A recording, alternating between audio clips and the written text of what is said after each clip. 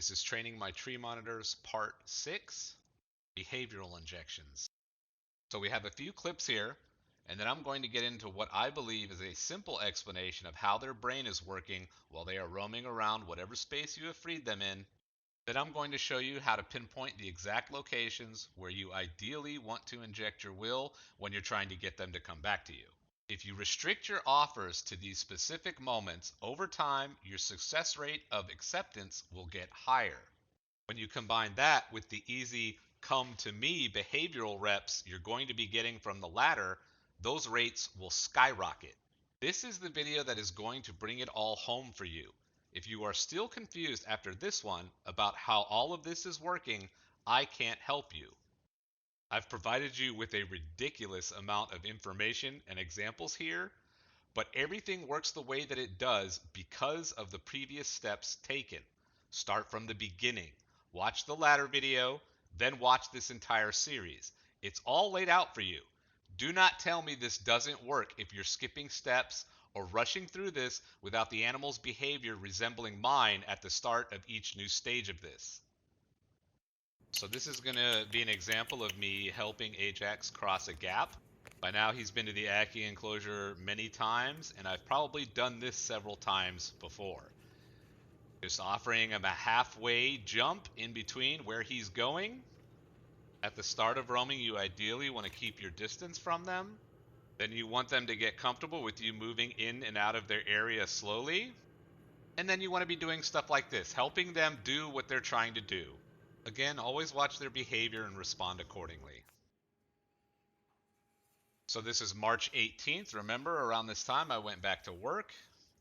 So at this time, I'm not doing anything with the ladder. I just realized that he liked to play on it. So it's just sitting in the middle of my living room, and he plays on it sometimes when he comes out on his roams.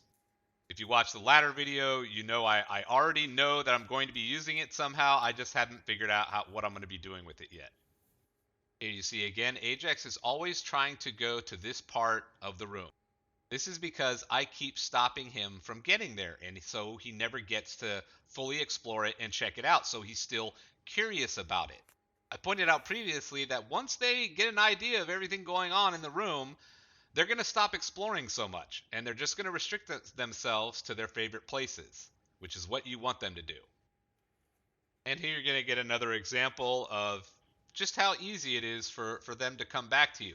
But again, it's because I've already shown him that, I'm not here to control him. So I can step in and I can spend some of that trust currency to ask him to come back to me.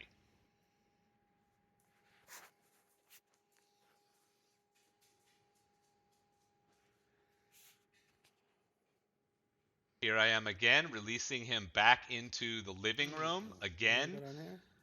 Think of this moment from his perspective. I'm not taking him back to the enclosure, so he's starting to see, hey, I can ride this thing around the room when I want to. He's not just going to always put me back into the enclosure. This is a very good exercise to be doing. Throughout this whole process, I was always trying to think of how they were viewing each situation and each interaction. You're going to see some pretty weird tail behavior here. What this is I think he's trying to find a grip, but, there's no pillows in the wild, so his tail is freaking out trying to find something to brace against on this pillow. I think he was contemplating jumping back to me. And I'm keeping this intact so you can see this is all one clip. He was on the ladder. He went down to the floor. He roamed around a little bit. I stepped in and offered. He came back to me. I released him back to the living room. And now here I'm going to make another offer. And I'll explain why this is working like this a little later in the video. But if you've watched a lot of my videos, this is a big hint of what's actually going on. So now I'm going to return him to the enclosure because, again, this has been a very successful encounter. I picked him up twice, released him back into the environment. I want to get in and get out, close this session out. This is a very good reminder to him that, I am here to help. And that's exactly how I want him to remember this experience. So I'm putting him back into the enclosure before I can mess this up. Remember, don't get greedy. You want to get in on these sessions and then get out. Don't want to drag it out so long that you make a mistake and now it's a bad experience. So here's Ajax playing on the ladder again. I did not put him here. If he is on here, he climbed it himself. Again, this is early days. I haven't figured out exactly what I'm going to do with this, but here I am trying to coax him off of it to me. I'm talking to him, making the chirpy sound. Remember, cues are going to start to get a lot more important here. This is 23 March, and you're going to see Ajax take his second ever jump to me from the ladder. Since he's not used to this, he doesn't land it, and he's back on the ladder. I think he went for my head. This is 1 month from initial physical contact. 25 March, and I confirm Ajax is a male. Not important, I'm just including it to show the passage of time. This is 28 March. You can't come out. No. No. No. You go poopy first. You need to go to the bathroom in the morning before you're allowed to come out, because you shit on my floor. No. You go poopy. Go. You get. Get. No. This is the final clip. I don't have a date for this clip, but this is around the same time. I'm just going to let this play, and then we're going to get into the interesting stuff. Just keep in mind, I'm not talking to him or anything. I'm just filming him. Uh-oh. Uh-oh. I don't know. Don't you do it. How did you do that? That was a nice jump. So you see, he's already starting to see me as an always there option whenever he's trying to figure out what he's about to do. I didn't cue him in any way. He was just up there looking around for an option, saw me, and chose me. What are you trying to do? Coming up here in a minute, you're going to find out why. You want to go back to your little enclosure? Why don't you go see what Kale's doing? Go wake his ass up. And you see, this is how easy it is to return him to the enclosure. So back to my hint from earlier. Where did I inject the offer? At the edge of the couch. If you've been paying attention to this series closely, you might have already noticed this. I call these places injection points, and I'll be explaining them further in a bit. Here's a few examples. 90% of your offers should take place at these injection points. If you take the relationship far enough, you can start to inject anywhere, but I would still try to use injection points. You may remember me mentioning routes in the ladder video. All along these routes, I started to notice small pauses when they came up to gaps or when they needed to change their mode of traversal of the route. These points cause them to go into a higher state of activation. They're reassessing their options. Remember me discussing them lifting their heads and looking around? Every place you see this is an injection point. Let me give you an example. This is the current setup in my living room. In a previous video, I already explained that once they're comfortable in this new space, they're not going to explore as much. These guys are creatures of habit. Eventually, you're going to start to notice that they're setting up these routes between their favorite places. Since my guys are so comfortable now, this is literally 90% of the traversal they do in my living room. The green and yellow ovals would be starting points, and they'd probably be there laying on the LED lights basking. The blue circles are where I have learned over time are my optimal injection points. But it's not rocket science to figure these out. Every edge is usually going to be an injection point. Wait and see how they behave when they reach it. It will be so obvious that they are looking for an option. If they already trust you, your option will be considered. Over time, it will be valued. So let's get back to the route. If you've been watching my other videos outside of this series, you may have seen Kale or Ajax completing this route many times. This is from my Ajax predictable route video. Here I am showing that I am pointing out exactly where he's going to go. I encourage you to watch all of my videos because in them you're going to see a lot of the things that I'm talking about in the series that are actually being demoed in these other videos. Notice his reassessment there. I could have injected an offer right there. Here I offer assistance to give him a handhold so that he can get onto the top of the enclosure.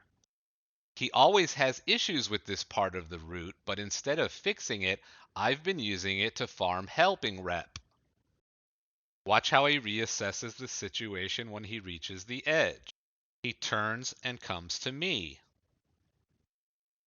Here I offer him an elbow to let him know that he can jump to me, which he accepts, but just before he's about to jump to me, his brain turns off for some weird reason. Now, I don't know why he shut down at this moment, but as soon as he comes out of it, he's going to reassess the situation, see me there, and then jump to me. So here's how it works as far as I can tell. Let's say Ajax is basking at yellow and he's deactivated. All of a sudden he activates, gets into his head, I'm going to go to green oval. Now, based on my experience of watching these guys traverse these routes, I envision it working something like he just has a snapshot of the destination he's trying to go to, and he's like, yeah, I want to go there. He can't see it from where he is, but he knows the general direction. He's run this same route countless times, but I don't think he's seeing the entire trek when he sets out. It's more of a point to point process, and at each step, they're going to stop and reassess how to move on. The furthest point he can actually see of this route is the top of the next enclosure. So he heads in that direction through the bush. I put this tree here specifically so that I could hear when Ajax is leaving the Ackie enclosure from my desk. These guys are so calm now, I'm rarely watching them when they're out. Once he gets to the vine, he has to climb nearly vertical. Although the injection point I have shown here is right at the connector to the vine, I can usually get Ajax to come to me anywhere along this vine because he doesn't like climbing straight up. But I'm trying to keep things simple for you, and you're going to notice different behaviors in your animals along whatever routes they're running. Finally, Ajax has to climb to the top of the enclosure. Now, in the video, you saw me help him get to the top here. But this injection point right here at the top of the vine, prior to where he has to climb to the top, is my favorite place to actually inject. Like I said, the tree is set up so that I can hear when Ajax is on this route. So usually I'm glad that he's finally moving, so now I can go get him and put him back into the enclosure. I'm also trying to get to him before he wastes too much of his time on a trek he's not going to complete. Since they're only ever focused on getting to the next injection point, they never view your injection as an impediment to what they're trying to do. They see your offer as assistance. I know it sounds crazy, but this is what I'm doing. Here's a more recent example. Look at this bad boy. Ajax, what are you doing? When I was off feeding my dogs, Ajax left his basking spot and came down to this perch. This is where I work with my Ackie. He is now literally surrounded by injection points. At red, he can either go behind the enclosure or climb back up. At green, he can get on my curtains and climb them. And at blue, he can climb down to the floor. But at each one of these points, he needs to consider his options and then make a decision. As long as they feel calm and secure in these moments, they are highly susceptible to taking your options if offered. Watch how he lifts his head and Where are assesses you the trying to go? situation. What are you doing? At first, he seems like he's going to get on the curtains. This would have been a perfect time to offer my own option, but I'm not in position yet, and I'm still trying to let him know I'm in the area. Trying to climb my curtains? But then he changes his mind and heads to the edge. Watch how he pauses. This is where you want to inject. You trying to climb my curtains? Now, obviously, the trust goes a long way. But if you Yeah, restrict your baby. injections to those Yeah. moments where they are already problem solving, your acceptance rate will get better and better. I was over there trying to feed my dogs. Similar to how you wouldn't interact with a monitor that wasn't already activated, you don't want to inject offers in between injection points. Wait until they are already there and are assessing how to get to the next injection point. Again, in their mind, this is just the next place they need to figure out how to traverse new terrain, like gaps and vertical climbs. I'm just calling them injection points because that's what I'm doing there. Here's the route again with red lines marking the places I would never inject offers. I left the vine unmarked because I know Ajax hates climbing it. The reason you want to refrain from offering in these spaces is because the animal is already traversing that terrain headed to the next injection point. If you attempt an offer while they are moving there, you risk them viewing it as you preventing them from reaching their target. So now let's look at the ladder and why it works so well at increasing my own acceptance rate. I've actually thought a lot about this. In the latter video, I told the story for how it came to be in my living room in the first place, and how it was just by chance that Ajax came to fall in love with it. But thinking back now, I don't think I could even design a better tool for the job. First of all, it's the tallest thing in my living room, which should trigger their instincts to climb it in the first place. Now let's look at the injection points. Not only is it filled with them, but the higher that Ajax climbs, the closer the injection points get to each other.